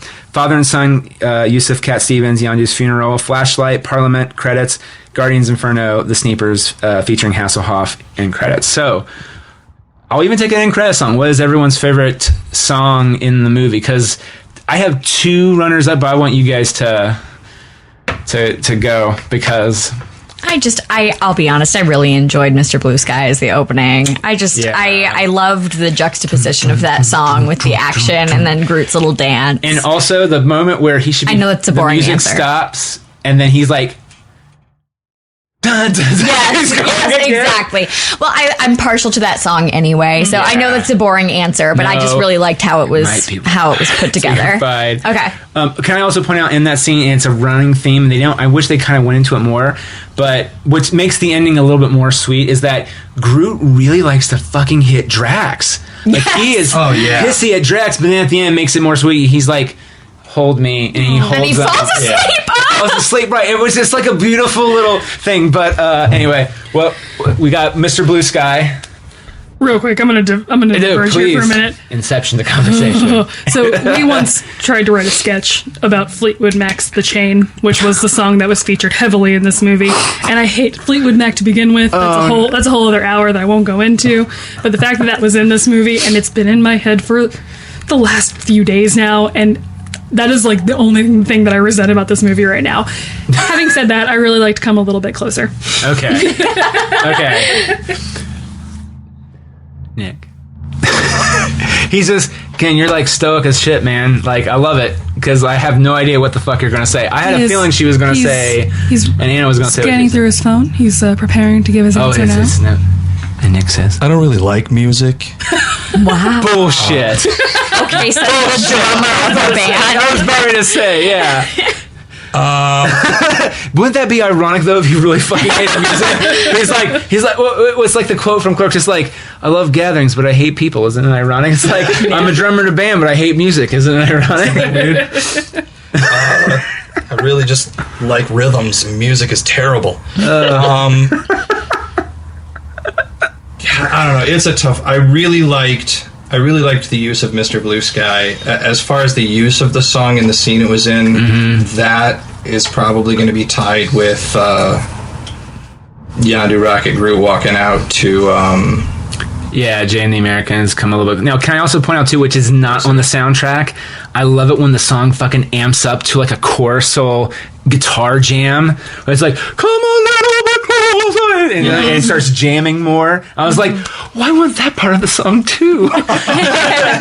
Just gotta wait for the director's cut. Yeah. I, as someone who knows almost all these songs, but technically 3 of them, my favorite bit of the movie is Southern Nights, with Rocket just blowing the fuck out of all those Ravagers. That was a fantastic good scene. Because the song itself is, I mean, okay, here's the thing. I really want to do Jay and the Americans or Mr. Blue Sky, but I have to go for right now. My gut is telling me, because if not, they're all kind of tied to me. But I have to choose. I'm going to choose Southern Nights.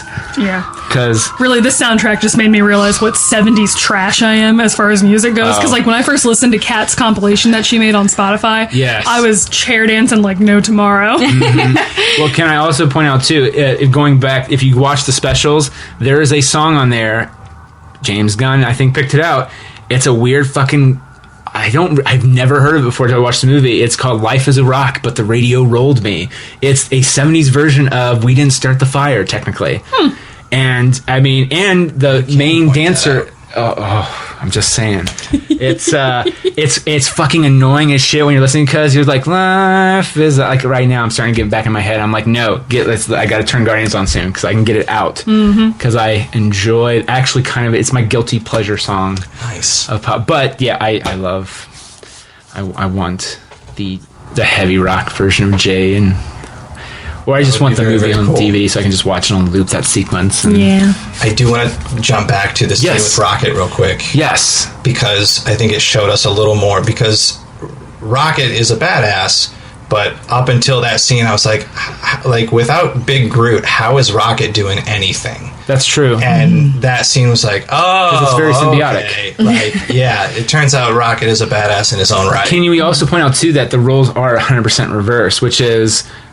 Groot is almost always on Rocket's back, it's truly and I just love the fact that he, again, one of my favorite parts of the opening is he swallows the buck. He's like, what are you doing? You don't swallow that. Spit it out. Spit that out. Oh, what are you putting in your mouth? He spits it away. And it's like, oh. In the middle of a fight, he stops to tell him to spit it out. Yeah.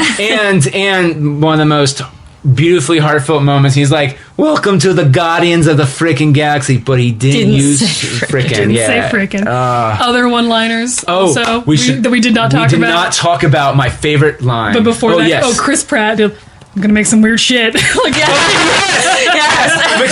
I'm gonna build Pac-Man, a statue of Skeletor. I'm gonna build some he weird did shit. do Pac-Man. Actually, he did. Yeah. I wonder if they maybe... Also, can we point out that they thanked Pac-Man in the closing credits. But can I just say, I'm proud of a Disney film who is heavily partnered with Apple, that they threw in... I know it's making fun of it, but I'm surprised they didn't force some little, you have the big white brick iPod. No, it's the Zune. That was so... Which is good. It's a Zune. Everybody's listening to it. Over there. Although, I won't lie, the headphones that he had with that Zune were really cool, like I thought. Yeah. Well, I do say I do kind of miss, and sometimes I still like kind of like these. I miss these are actually they cover my ears, the headphones I'm wearing, but I miss the old ones where the foam, and where the metal will get stuck in your hair, and you're like, ouch, ouch, ouch. Oh, good part of the song.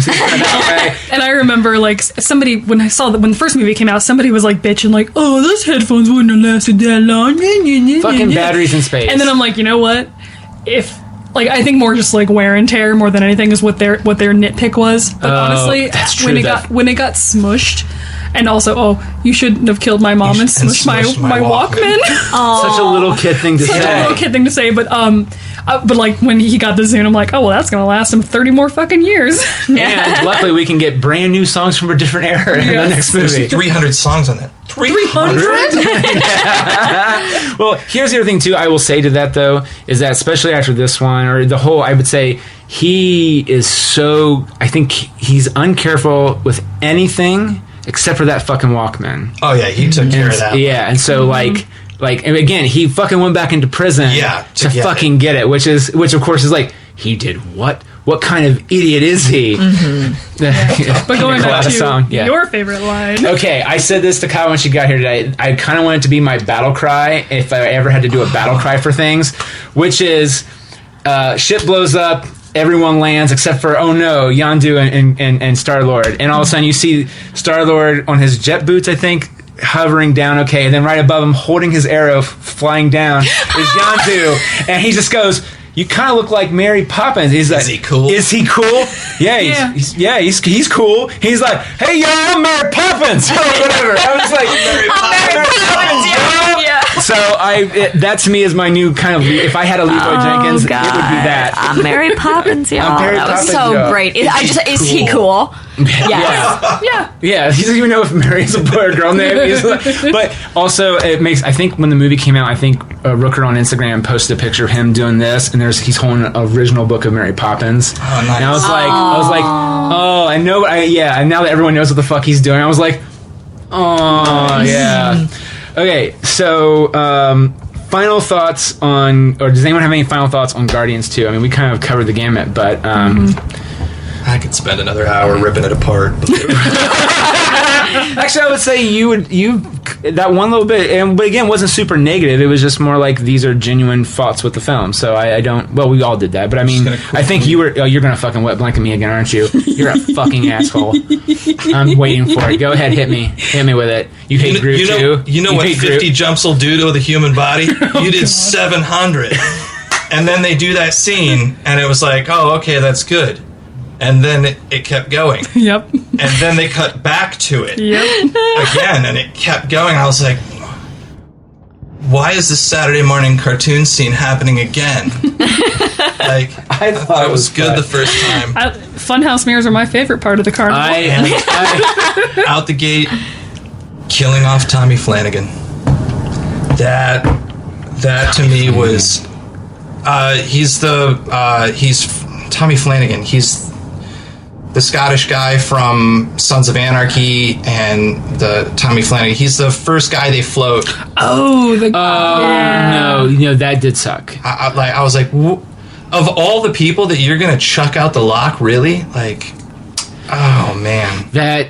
And the reveal that it's all those Ravagers. He was probably one of the last ones. Like that was even more. And then of course Krillin, he's just like they killed all my friends. It just even makes it worse. I didn't mean to mutiny. They killed all my friends. Also, can we just say the interaction between him and Nebula was pretty great? He was like, I thought you were going to get yourself a hat or something. Like the other girls say, ooh, that was one of my Kurt moments. Oh, yeah. Kurt. Also, the whole dialogue exchange where he's trying to get the fin for Yondu. The best payoff to that is he takes a little medallion, puts it on his hand. He's like, what's he thinking now? Oh, God. He thinks you want him to wear it as a hat. A hat? I am Groot. He doesn't like hats. I am Groot. That's why you don't like hats? I am Groot. It is ridiculous, but that's the reason why? Like, it's just such a weird little... Well, no, and I loved please tell me you have a fridge somewhere full of severed human toes. Yes. Nope. All right, then let us never speak of this again. That's really good. He just brings him. He's eating baby Groot. It's fucking... Right? Can I also just point out too that Groot is the clear definition that Groot is not the same Groot that we know and love from the first one is that he kind of viciously went after that guy. Oh, when he grabbed him, murdered him. Yeah. Yes, which I'm more intrigued to see if he approaches that way and see how the Guardians will kind of try to parent him and how they will probably fail doing it. He seems to be learning all over again. So no, he is. It is. But I think it's a different group, right? It's a sapling, so pretty much a son. Almost. I don't know if people truly grasp that though. I think people go, "Oh, it's Baby Groot. He's cute and adorable, and he's just so cute when he roars." But I really don't know if people grasp that it's not the same Groot. I don't think our old Groot would have done that necessarily. He might have broken his nose or something horrible. But again, that's at Rocket's kind of beck and command. But I don't know. Sorry, we completely distracted you from what you were going to. What other wet blanket shit? It's been fantastic. So 700 jumps. Sorry. I'm gonna do it again. Here we go. I want to know how everybody feels about this horribly sappy bit of the movie. Well, now you just told us how to feel about it, so. I don't fly the arrow with my head. Oh yeah, with my heart. I fly the arrow with my heart. And why did he have to say it a second time? Like even when he was alluding to it, it's like it's your heart. Yeah. I didn't get it, and even then, I actually still didn't understand what the fuck he was saying because rocks were going into his mouth. He's like, "It's not my head, boy. It's my ball." I was like, "It's the what?" I fly the arrow with my heart. And the second time I saw, I was like, he says heart? I don't know. I really did have a hard time hearing it. So I was just like, oh. Well, I mean, they did such a nice job with most of the dialogue, and then they threw that in there, and I'm like, who wrote that? Yeah. You know what I mean? Well, it was not the main writer. Well, that's kind of how I felt about the catch scene. Like, I was like making vomiting noises in the audience. yeah. That was on the same Like Drax when Mantis comes to his bedroom. it's like, what is wrong with you? What are you doing? It's like, I am making a sound to show you that I find your repulsive. One quick thing. Yes. They did like a total, like, at first I was like, they are ripping off the Avengers right now with the whole like pan around, everyone like getting up really dramatically at the very end climactic scene. And then Mantis getting fucking Obliterated. Just obliterated. Me crack up. Like, I was like, oh, they took that convention and completely flipped it on its side, which is why I love Guardians of the Galaxy. I thought you were actually going to point out the rocket scene with Yondu, because they did that, but that's actually a callback to the first Guardians with Rocket and Groot, where he's on the back and he's like, hey, flipping the guns around, blowing people away. But this time it's the other way. It's little baby Groot up there, and it's not as much of a turn of the camera. Yeah. But you see him flicking the guns around, blowing the Ravagers away. But that's what I thought you were going for. But no, I agree 100%. Because they were like, this is the Guardians moment, the Avenger that boosh. Just look out. But wait, can I also throw this out there? Which I'm surprised they didn't do this. But I know why they had to kill Ego. But couldn't Mantis also have empathed Ego and make him not be that way? I don't know what's the extent of her powers? I don't Does it work on her? She said she wasn't strong enough. Right? Yeah, I think she said that she can help him sleep. She can help influence people's emotions, but I don't think she can change them for a permanent amount of time. But it would be enough that they could have like just walked up and blown him up. I don't know.